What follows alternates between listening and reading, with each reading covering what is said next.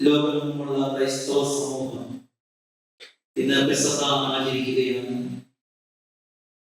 ഈ പെസഹ തിരുനാളിന്റെ മംഗളങ്ങൾ നിങ്ങൾക്കെല്ലാവർക്കും ഞാൻ പ്രത്യേകമായി സ്നേഹപൂർവ്വം ആശംസിക്കുന്നു.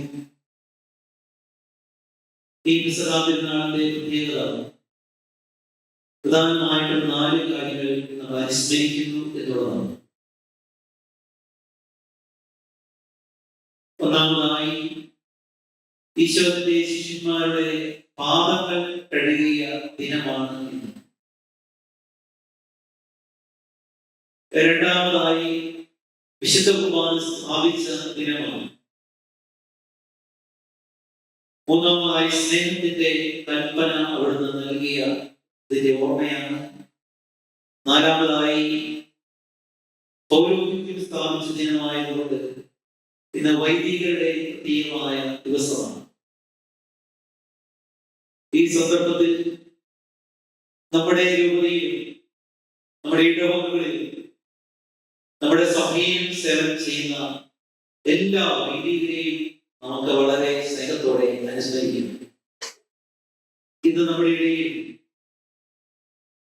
നമ്മുടെ രൂപതയിലെ വൈദികരുണ്ട്. രൂപതാകേന്ദ്രത്തിൽ നിന്ന് നമ്മുടെ രൂപതയുടെ മുഖ്യ വികാരിയന്മാർ ജോസ് നൈവേദ്യത്തിന്റെ നേതൃത്വത്തിൽ രൂപതാകേന്ദ്രത്തിലെ വൈദികർ ഒരുപക്ഷെ പെസഹായുടെ ദിവസം ഇത്രയധികം വൈദികർ നമ്മുടെ വിളയാങ്കുടി ഇടവകയുടെ ഈ അൾത്താരയിൽ നമ്മളോടൊപ്പം ഒരുമിച്ച് ചേർന്ന് കർത്താവിന് ബലി അർപ്പിക്കുന്നത് ആദ്യമായി.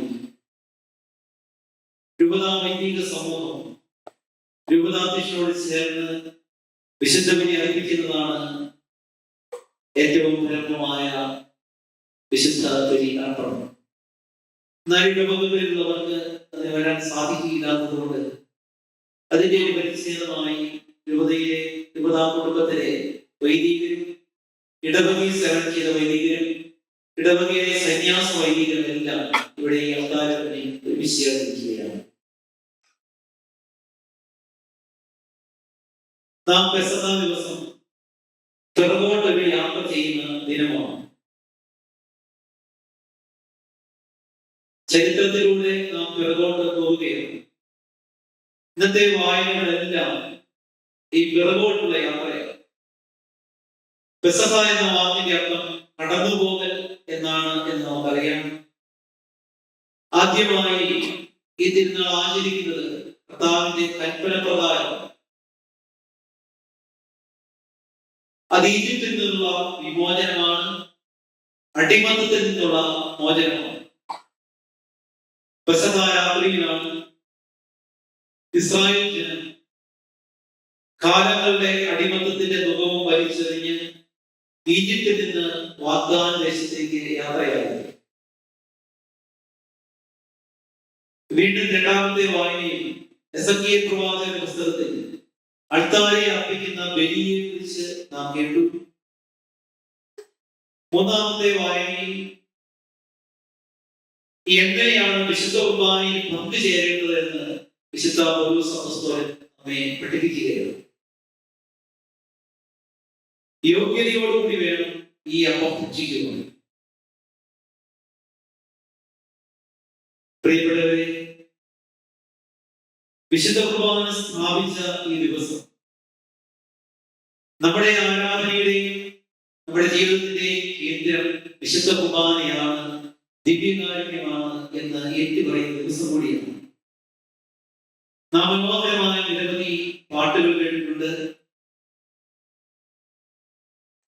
ദിവ്യകാരുണ്യത്തെ കുറിച്ചാണ് ഒരുപക്ഷെ ഏറ്റവും അധികം ഗാനങ്ങൾ രചിക്കപ്പെട്ടിട്ടുള്ളതും നാം ശ്രമിച്ചിട്ടുള്ളതും.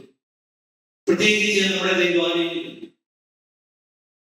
അടുത്ത കാലത്ത് ദിവ്യകാരുണ്യമേ ദൈവമേ, ദിവ്യകാരുണ്യമേ സ്നേഹമേ എന്നുള്ള ഗാനം വളരെയധികം ഹിറ്റായതായിട്ട് നമുക്കറിയാം. ആ ഗാനം നമ്മുടെ ദേവാലയങ്ങൾ ആരംഭിക്കുന്നതാണ്. അക്രൈസ്തവരായ 2 കുട്ടികൾ ആ ഗാനം ആലപിച്ചപ്പോൾ അനേകായിരങ്ങളാണ് ആ ഗാനം ശ്രമിക്കുവാനായിട്ട് ഇടയായത്.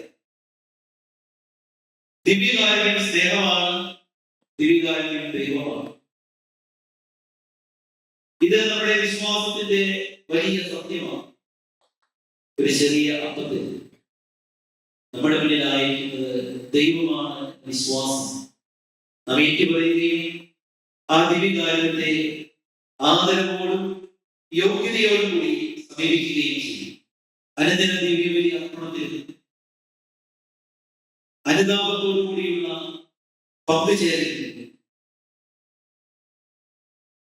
കുമ്പസാരിച്ചൊരുങ്ങിയും നാം വിശുദ്ധ കുർബാന യോഗ്യതാപൂർവം പങ്കുചേരുകയും സ്വീകരിക്കുകയും വിശുദ്ധ കുർബാനയുടെ ആരാധന നാം നടത്തുകയും ചെയ്യുവാനായിട്ട് കടമയുണ്ട്. ഇതൊരു ഉത്തരവാദിത്വത്തിന്റെ ഭാഗം മാത്രമല്ല, സ്നേഹത്തിന്റെ ഭാഗമാണ്. സ്നേഹിക്കുന്നവരോടുകൂടി നാം ആയിരിക്കും. ഈശോ നമ്മെ സ്നേഹിക്കുന്നു, നമ്മോടൊപ്പം കൂടി ആയിരിക്കുകയും ചെയ്യുന്നു.